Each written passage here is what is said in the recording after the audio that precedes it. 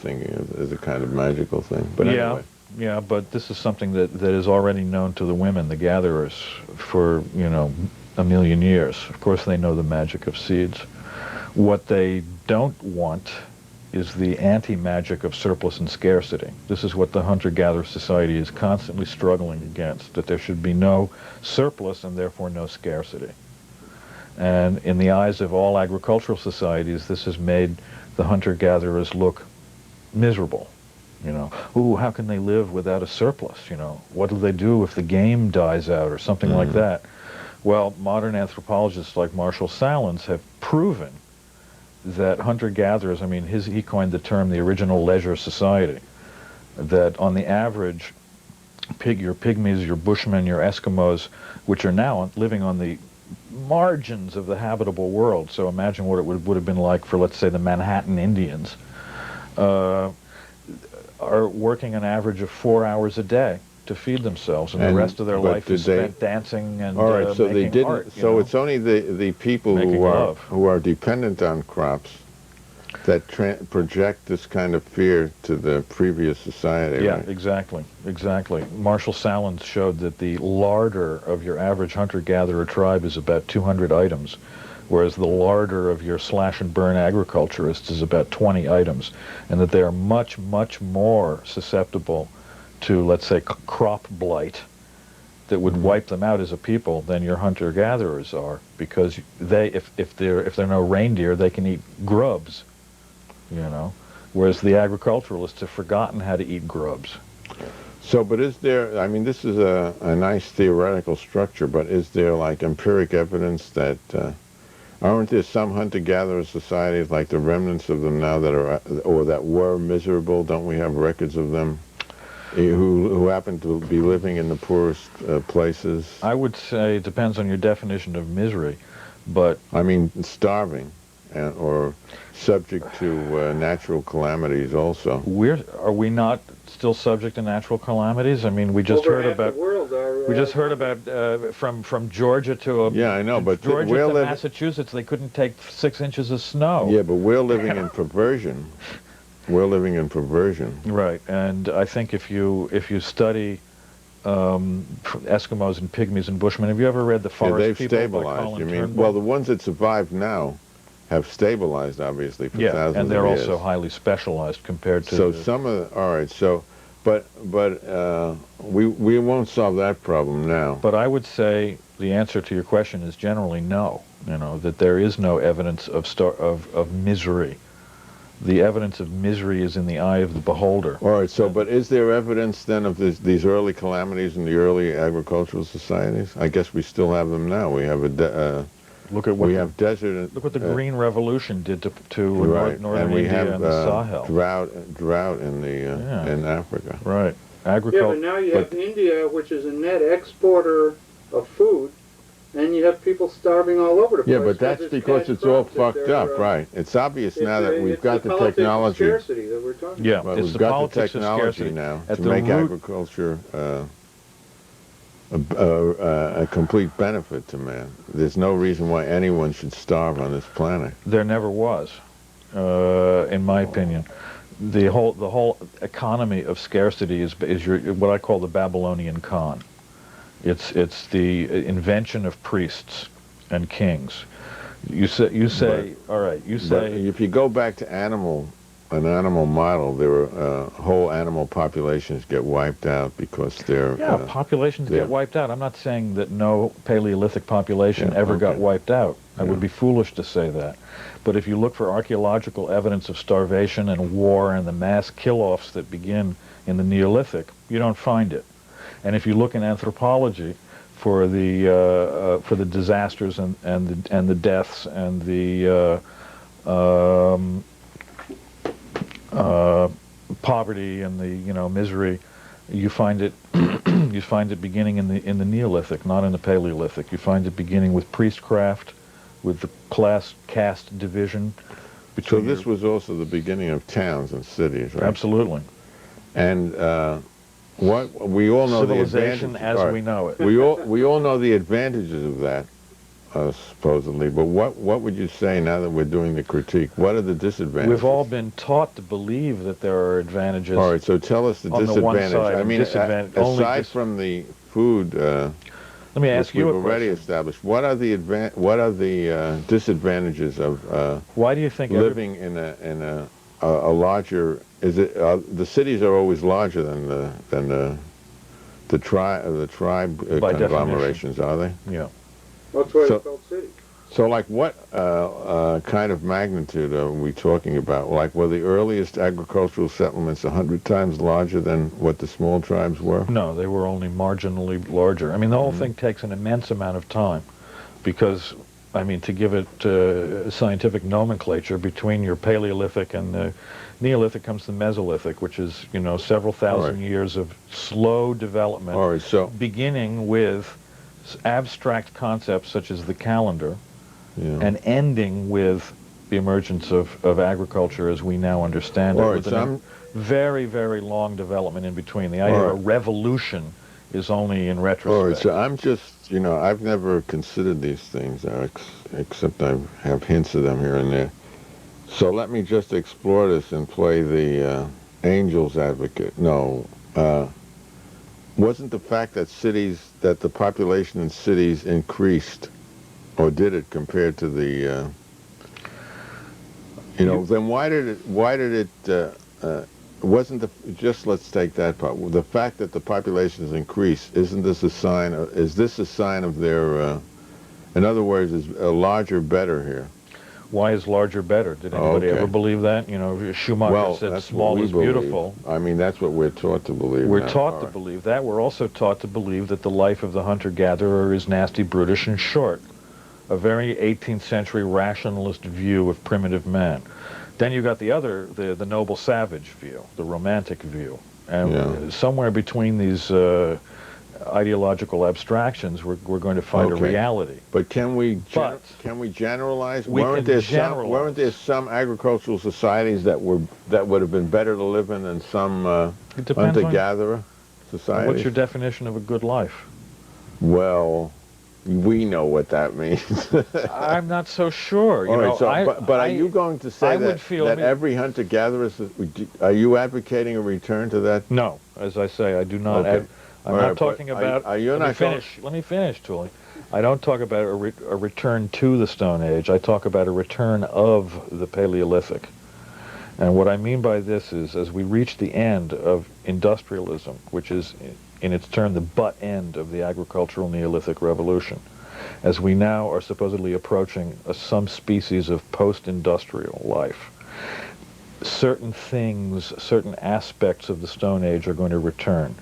And the proof of this is it's only been since about 1940 that we've even discovered the Old Stone Age and the beautiful cave paintings.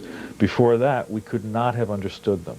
We could have, 19th century or 18th century human beings would have looked at the Lascaux paintings and seen nothing but meaningless daubs. So that... All right? Now, in the 20th century, suddenly, we have the heart to once again understand the Old Stone Age. Why is this? Is this just an accident? No. It's not an accident. It's a sign of an approaching change in the entire economic infra, super, and substructure of human life, and especially on the psychic level, because the psychic comes first. The thought comes before the action. And what is happening now is the thought of shamanism, the thought of an egalitarian band, the thought of a spirituality without organized religion and without a priestcraft, the thought of a society without kings, without rulers, without police. All these thoughts have been returning since about the middle of the 19th century.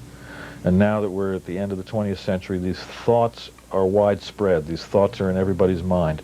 The Old Stone Age returns. It's not a question of bombing yourself back to the Stone Age, as they used to talk about.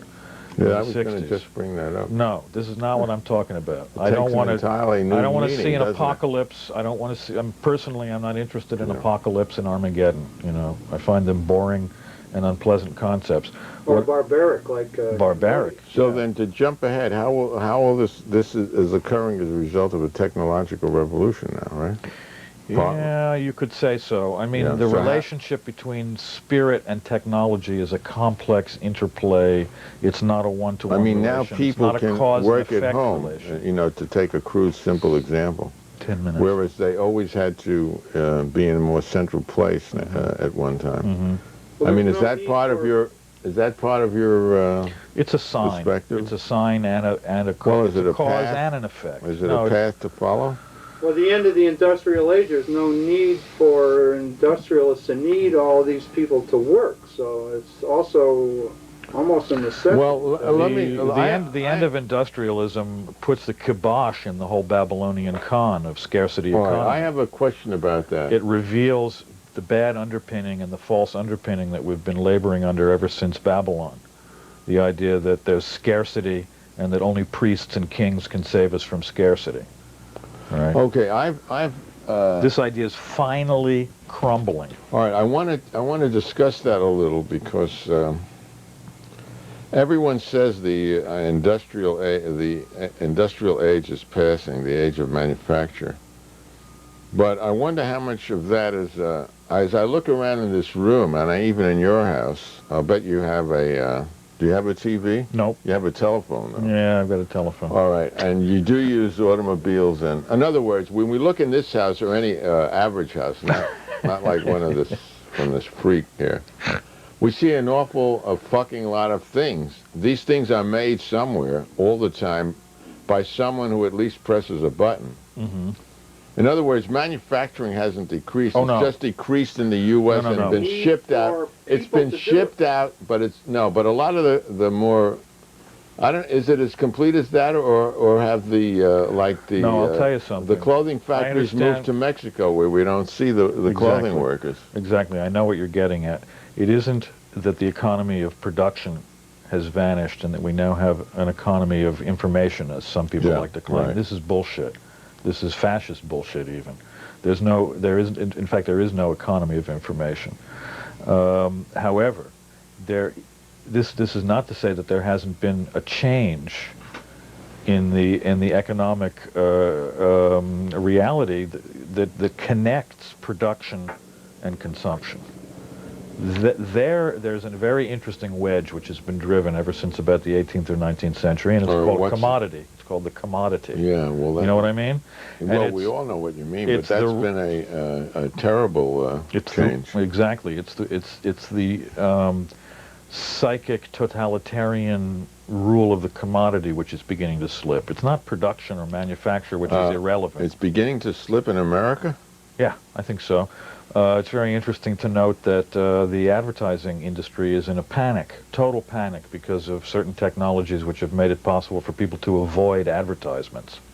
Oh, on- right. The on automatic, television, for example. Turn off of the. Yeah, all right, that's get rid of advertising, but total- people are still pursuing the possession of things. Of course, but everything is, on the psychic level, everything is weird, everything is up in the air, everything is in question. You don't have even the certainty of the 1950s, which you and I can remember, that the commodity was God. Right, because our children are going to have less, a worse life, in quotes. That means a life without as many things as we had. Yeah, if there's an information economy, it means an increase of discomfort. Well, they can't afford for people it's like put, it's put the way bourgeois it's people put like that us. they can't afford it. But it might also mean, for instance, that they couldn't have a kind of a sizable habitation that they would have to live. Well, it's the same people old. would have to live more crowded. It's the same old Babylonian con. There's not so many people in the world that everyone couldn't have a comfortable space and enough to eat. Oh no, I know this is Even practical. Buckminster I mean, Fuller proved no, that. I know this is. I know that. That's why I've been a socialist with a small s my entire life. But I'm a communist anarchist by now, if you want to be more specific. But still, we see things like starvation in the African continent. We see the technology of healthcare there, but not available to a lot of people. We see Scarcity, imposed unemployment. scarcity. That is, we see people who aren't given the means or aren't given the things that could easily be produced because of The crises in capitalism. And that crisis has been going on since the Neolithic. That's what I'm trying to say. Capitalism as we know it, or too late capitalism, as I like to call what we've got now, is an exacerbated development of the Neolithic revolution. So how much time have we got left? 4 minutes. All right, now, since we've sort of skipped the entire historical periods we were discussing, I want to jump ahead. We'll get back to them maybe in the next show. What are your, now you presented us with this horror, sort of semi-horror scenario. What's the way out? The way out of... Got 3 minutes. Well, Nietzsche began talking about the excessive abundance of reality, as opposed to what he saw as a philosophical falsehood, that scarcity was somehow more real than abundance. He said if you look for the evidence of scarcity, you don't find it. What you find instead is an evidence of continual, unbelievable, excessive abundance. And he meant material abundance? Yeah, material abundance, or abundance of every sort, psychic and material. Now, Georges Bataille picked up this idea and talked about an economy of excess. And he analyzed certain societies from the point of view of an economy of success, the most notable being the potlatch economies of the northwestern American Indians. Excess, you said excess, where the whole economy is based on giving rather than on commodities. But also destroying. Yes, right. It's what Marcel Mauss, the great French anthropologist, called the economy of the gift, le don, the gift.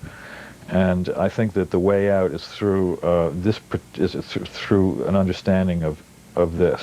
But that's like a magic. You presented a magic proposition. How do we go? That's right. It is. How do we go from an economy of greed, where everyone wants as much as they can get, to one where everyone wants to give? This is what drove Nietzsche and Bataille crazy.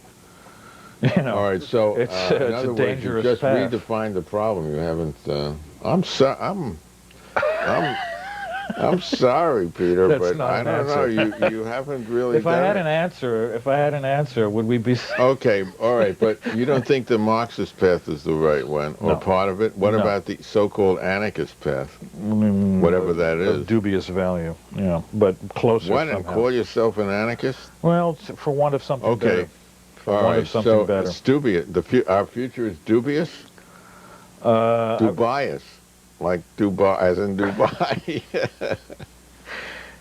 I don't think that anarchism has any panaceas to offer per se. I just think that philosophically it makes more sense. That's all. And as Nietzsche said, there's some causes you wouldn't want to abandon simply because it would give your enemies too much pleasure. Yeah, right. All right. So we're on the path then. Yeah. And we don't know when we're going to get there. No, I don't think so. And I don't think that it's dubious that an individual action, the hero theory of history, very dubious. I mean, as a socialist, you in particular must understand that dominant primate theory of history. we want a group theory of history, basically.